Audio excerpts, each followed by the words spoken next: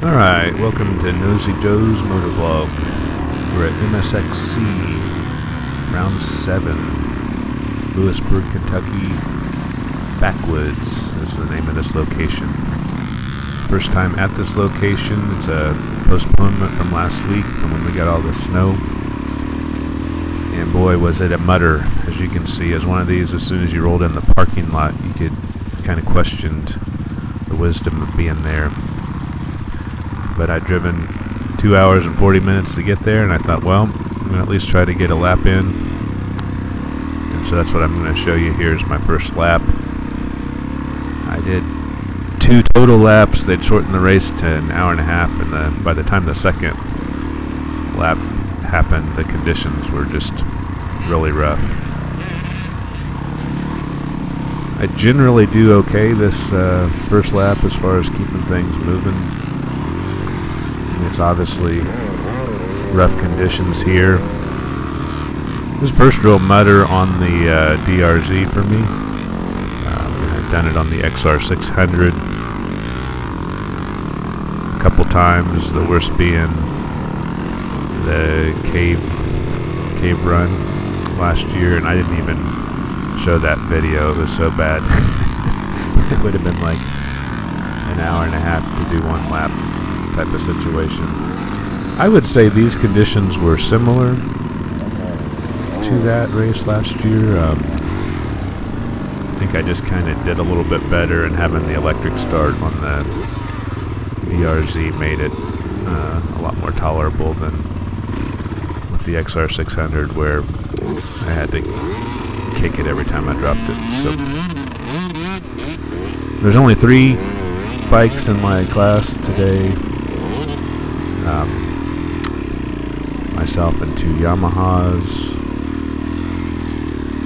and at the end of this first lap I pull off to the side. You'll see, because I was in first place, I believe, but then ended up doing a second lap and not holding on, finished in second, 2 out of 3. So I guess that makes it worth showing up for. Having a win might have made it worth it a little bit more, but in general I was pretty happy with how the DRZ did in the mutter. The XR was just kind of unbearable. So talk about some setup changes I did going into this race. I did kind of anticipate the conditions, because there was always rain in the forecast for at a minimum Friday night, and it kind of ended up raining Saturday morning and was really kind of misting on us up until the race started. So just dealing with a lot of precipitation on top of that, kind of melting snow and stuff from the week before. So the main thing I did is I'd put these gummy tires on for the race I had thought would be frozen, and I decided that probably wasn't the best setup for today. I needed to go to more of a soft terrain tire, so I went back with my M5B 130/80 in the back and VX30 in the front. Now, I have been pretty open about not loving the 30, but the 40 in that mutter last year, the lugs were like too close together, and I could never get that thing cleaned out. It would just kind of cake up on the tire. I really liked the 40 like everywhere else, but not in a mutter, so I remembered that, and in the end that was the right choice for today. The 30 did okay. Could pretty much steer the whole time, never got where I was kind of skating. And really that's the kind of the 2 things that I feel like after doing some mutters that you gotta kind of balance. One is momentum, for obvious reasons. Now, this wasn't a place that had a lot of elevation, or if it did, they didn't really put us on any hill climb, so of course you want momentum for that. But the other thing that is real key, and if you notice the fast guys are doing it, they don't seem to struggle as much with the conditions because they just keep going fast enough that their tires keep cleaning out. So that's kind of the second key point, I think, in a mudder, is you got to keep moving fast enough that your tires can sling the mud off of them. And if you do that, then sometimes that just means kind of keeping your legs off, or your feet off the pegs, your legs down, kind of balancing things out. Then it becomes doable, but definitely not my favorite thing to do. It did not feel like a race where I was using race strategy. It was just like more a game of survival, and it gets tiring.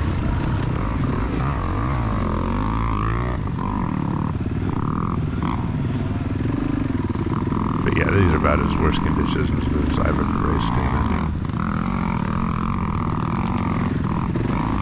And I apologize, I get mud here on my camera, and that's kind of the last thing on my mind while I'm doing this race, to clean that out. I don't think it gets a whole lot worse than that one bit of splatter there, but we're going to have to look at that for the rest of this lap. So I do a lot of trying to ride the edge, where not many bikes have gone. That's a strategy for a little bit more traction. Avoid the deep ruts, but sometimes a rut is helpful in that you don't have to steer so much. So there's times when to use the ruts and times when I avoid them. But when you're starting to kind of lose your steering, that's a good time to go ahead and just use the rut. Like, wanted to pop in the neutral. One problem with the DRZ is it just doesn't have the ground clearance, and when you get in those ruts, it'll knock you into neutral, for example, or just bend the shifter. I had a couple times where I had to get off the bike and bend the shifter back out because it was caught on the engine case and I couldn't shift gears. So that's happened to me before, and it's one of those things where another inch of ground clearance would go a long way.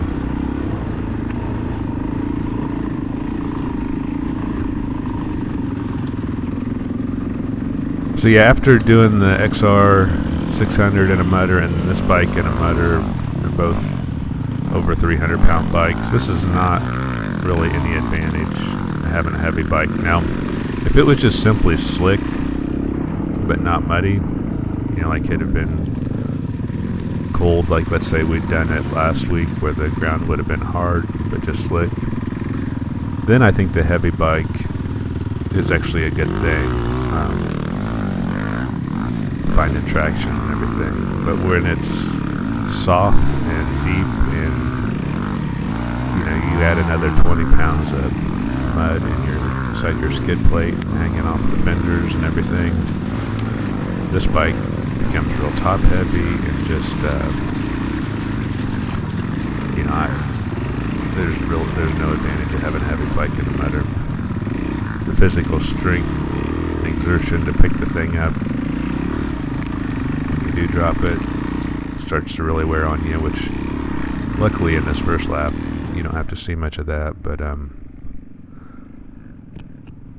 second lap that definitely became a factor where I was just kind of physically spent. I had a couple times where people had to help me push the bike out of a rut. Cash helped me once. Tyler Burge helped me once. Cash helped me twice, maybe. Started taking these off-road excursions here, or off-trail excursions here, just to keep her moving. Use the 20-foot rule.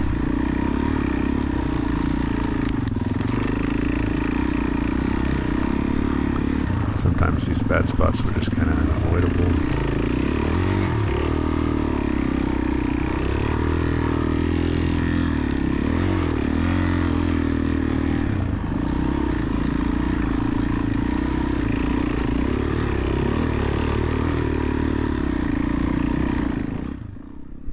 trees. Worked out pretty good.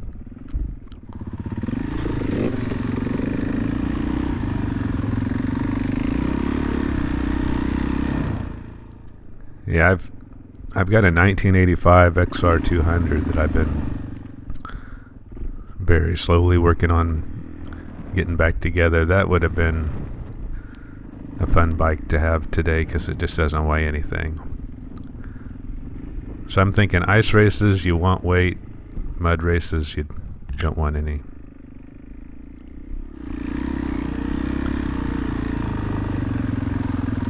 Hearing my volume go in and out. I don't know if that's going to come through, but I don't know if I got mud on my speaker or the GoPro or what.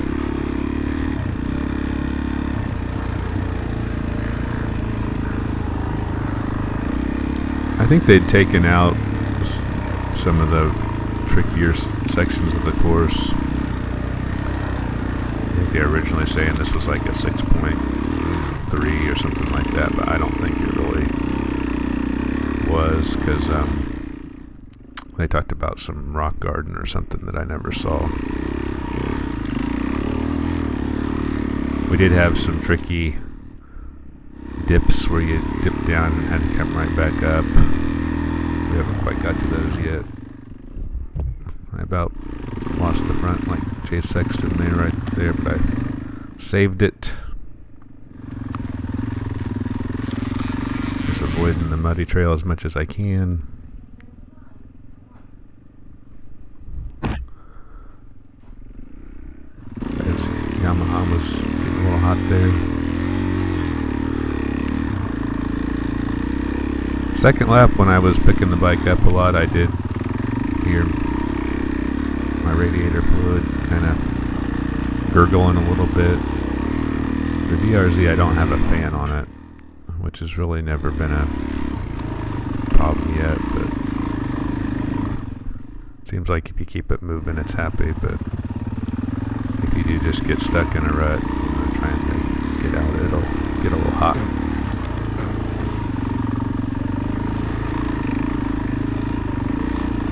So the temperature I didn't really talk about, but it's one of these things where it started out about 40 degrees, but actually got colder. I think it was closer to 35 by the time the race was over, because the next day, which would be today, Sunday, when the ATVs run, it was supposed to be frozen again. So I can't even imagine how that's going. They're going to be dealing with this, but like with 28 degree weather. Probably the ground won't really freeze that quickly though, so they're probably going to deal with similar situations. I guess the four-wheelers would maybe survive a little bit better, but the parking lot was already trashed, so I can't imagine getting in and out of there. There was a New Holland four-wheel drive tractor that just basically spent its whole time getting people in and out of the parking lot. My GMC regular cab long bed 4x4 actually made it in and out without any help, so I was proud of that. And I don't have any type of aggressive tires on it, just basically a all season tire.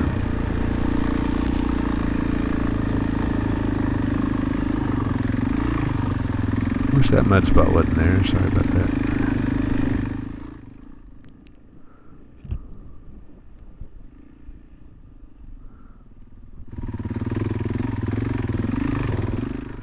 Yes, this is a slow and steady type of situation.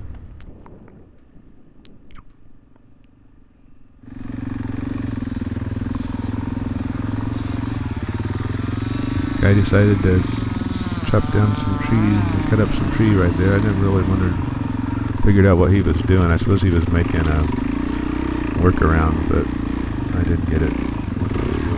Oh, killed it.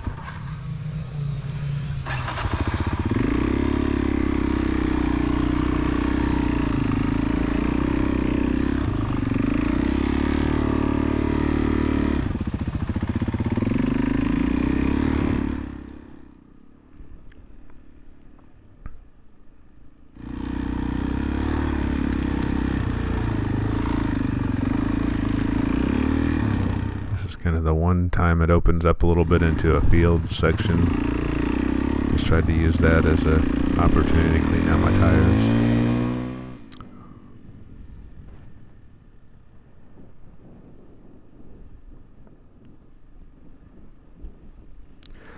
This is one of those locations I think would actually be pretty good if it wasn't so just bad weather situation.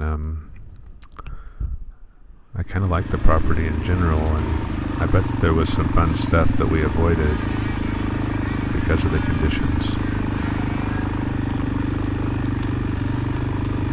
This would be a cool place to come back to if under better circumstances.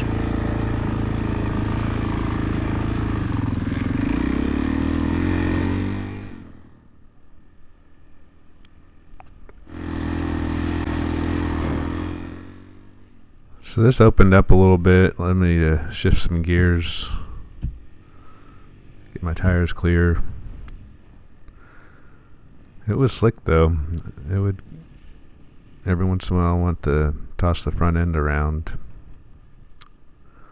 I never did quite figure out where I needed to be on weighting of the bike. It sometimes giving it some weight in the front helped you with traction, and other times it seemed like it helped it wash out. So I think it kind of depended on the front tire condition, what needed to happen.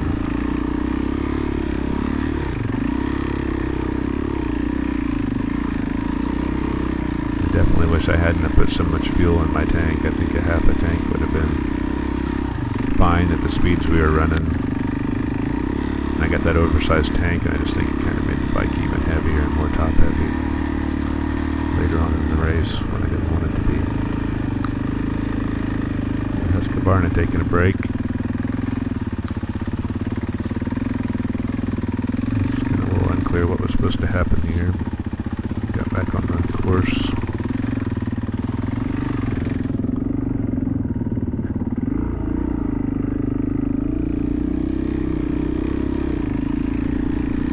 One thing that was cool is even with this, I got the tall seat on this thing, I was still able to walk the bike whenever I needed to.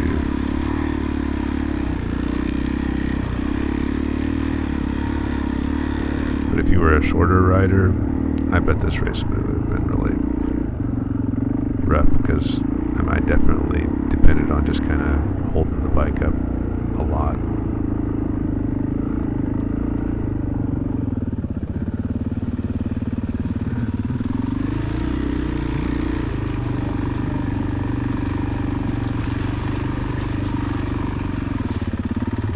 Areas right here that could have gone wrong. Here we get into some of the first little tricky sections.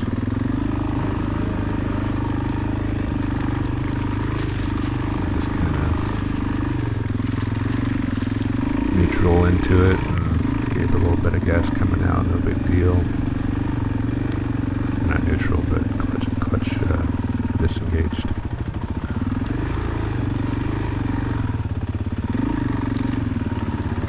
Thing. Stay off the brakes.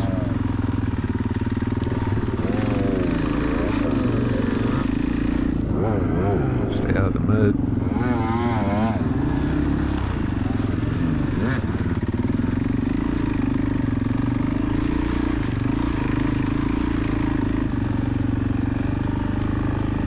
You can tell the bike's starting to idle a little high, which is means it's getting a little warm.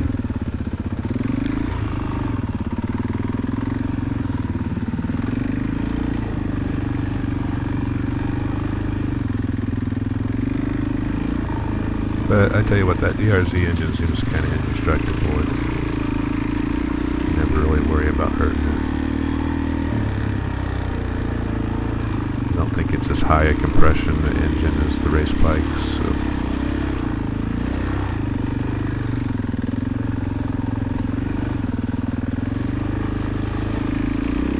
And this being a 22-year-old bike now, I don't worry about the engine being too tight or anything. It probably can handle being hot and run alright. Not seize anything. I guess got this little field section too, so we got 2 field sections. There really wasn't much length there to get you speed.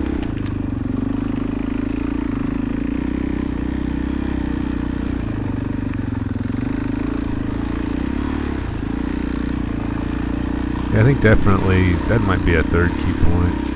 We talked about momentum and keeping your tires cleared out.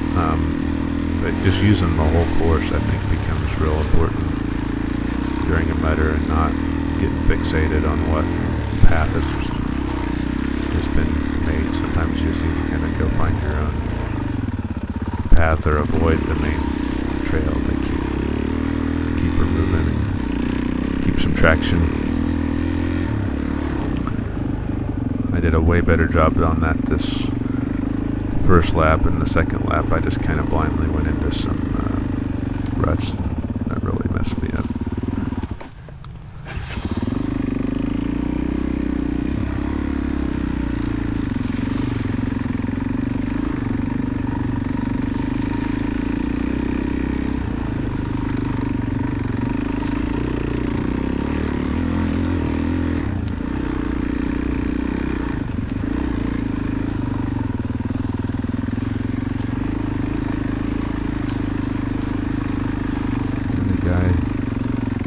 Break or gal, maybe.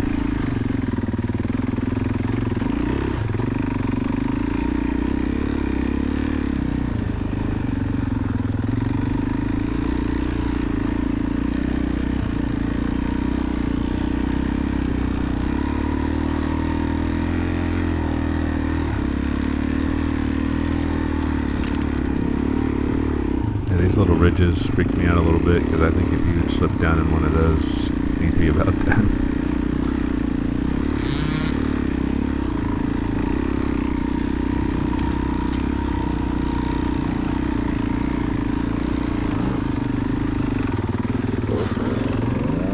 Guys are waiting on each other. That wouldn't be a bad idea if you kind of ran a buddy system on a race like this. Just kind of saying, hey, let's ride together, and if you get stuck, all I did was smear the mud there. Sorry about that. That didn't help much at all. But yeah, ride with someone and just kind of make sure you both make it. It wouldn't be a bad plan.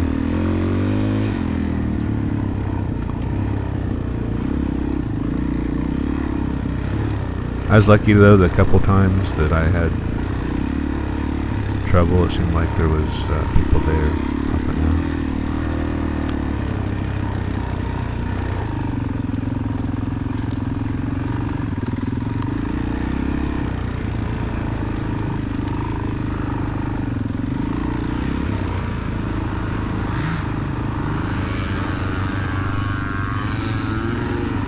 A little tricky section here.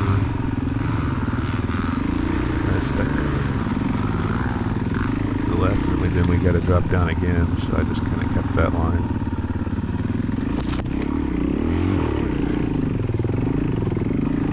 DRZ with the M5B, found some traction.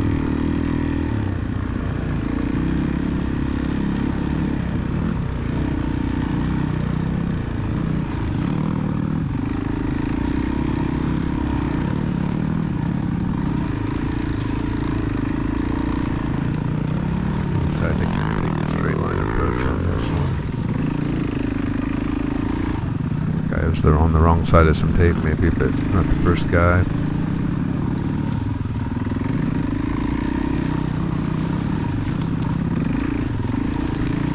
I understand the tape being, like out of bounds, but it seems like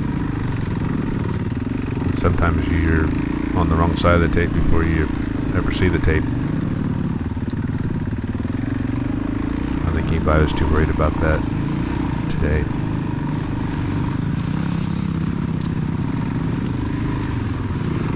Everybody's just trying to survive.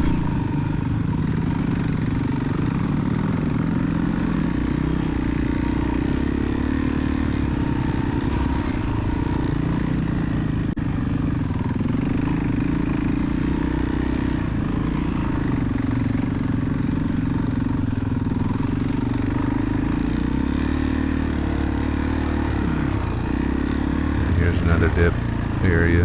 This became really bad on the second lap.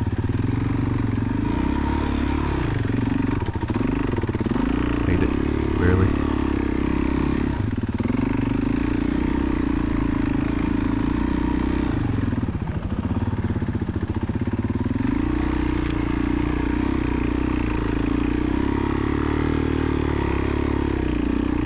Yeah, so you can imagine how that section was once 100 bikes went through there again.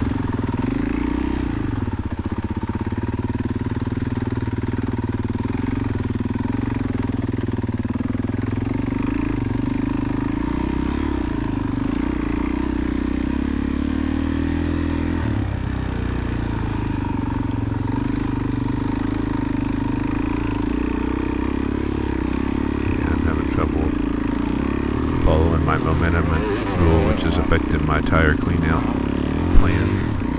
But yeah, this was a little bit of a hill climb. It was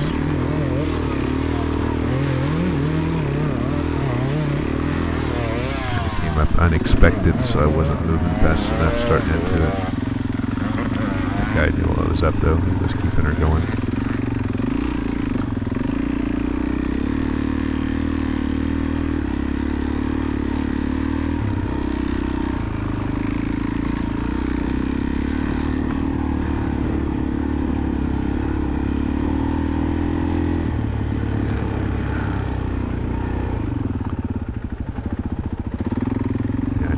Go through that. I'm on the wrong side of the tape.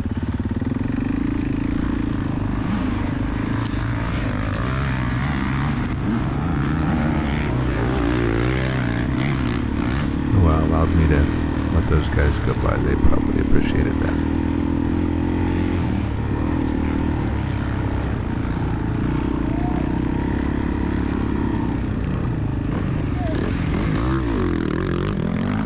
So yeah, I think those are like row 1 guys, so I'm being lapped at this point. Not even through the first lap. But yeah, they got her down as far as if you can keep your tires clean, keep the speed up, everything becomes a lot more doable, but you gotta be brave enough to kind of run on the edge of control right next to a bunch of trees, which I'm not. Not that brave.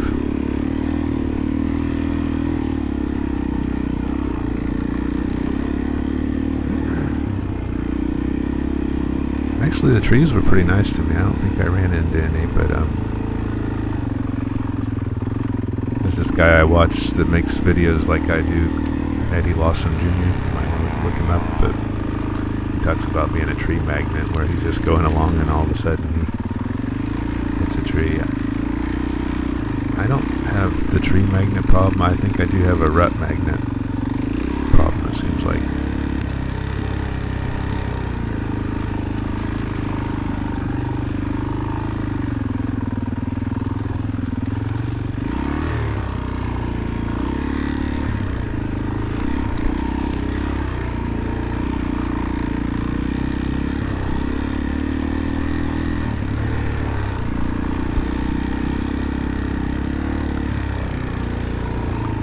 There.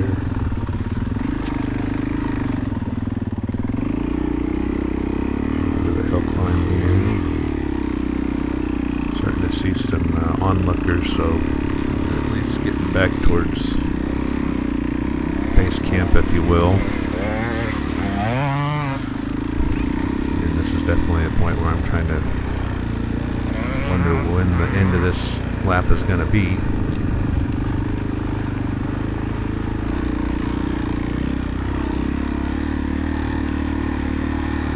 About 5 minutes short of it yet.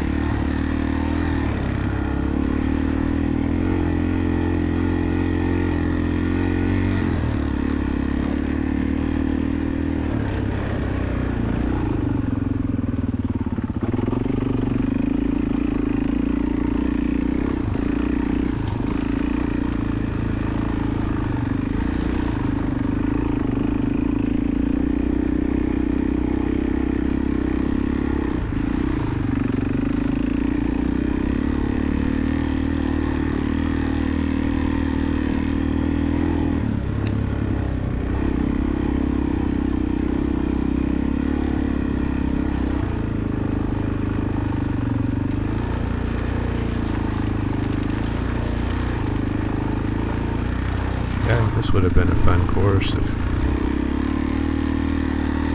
all you had to worry about was speed.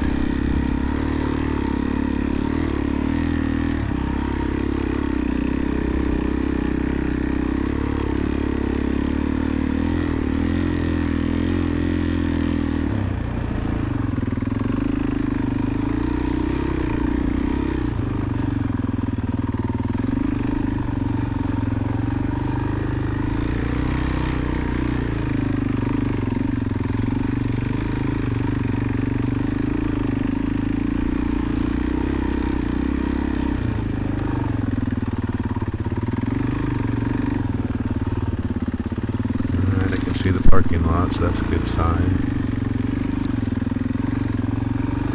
Just get that DNF. Goal number 1.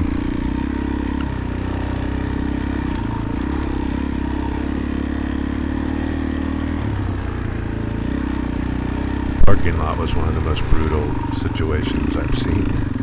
You couldn't even really walk anywhere without, there was no like clean path anywhere. Pick the high side of that tree. Through that rut became really bad later on. Guy giving me a shout out there.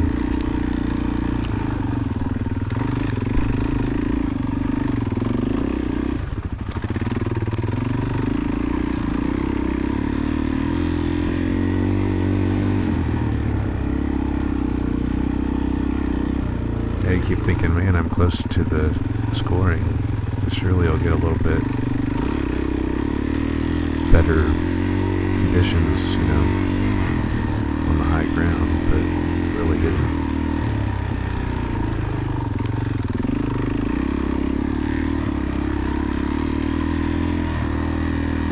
Where's the scoring trailer?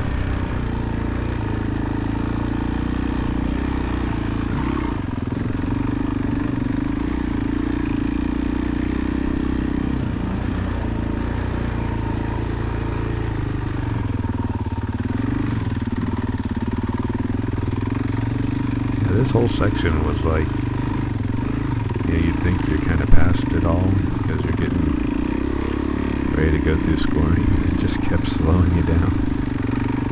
You got danger signs, warning signs. Still got a minute and a half.